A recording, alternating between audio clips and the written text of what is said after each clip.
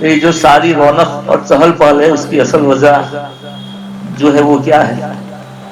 حضرت جب پڑھانے کے لیے کندھریا آئے تھے، تشریف لائے تھے، اس وقت داڑھی کا صرف ایک بال تھا اور بالکل نوجوان تھے، شادی بھی نہیں ہوئی تھی، مسجد کے کمرے کے اندر رہتے تھے۔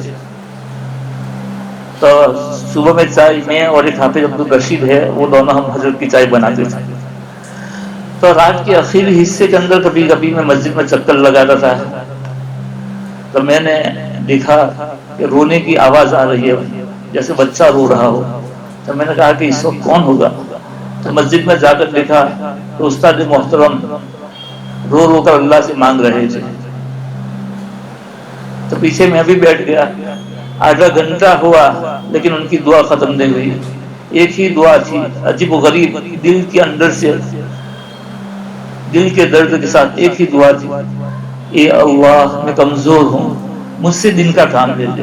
اے اللہ میں کمزور ہوں، مجھ سے دن کا کام لے۔ آدھا گھنٹہ میں بیٹھا لیکن بس ایک ہی جملہ تھا ان کی زبان پر، ان کی دعا ختم نہیں ہوئی، یہاں تک کہ میں تھک کر چلا گیا۔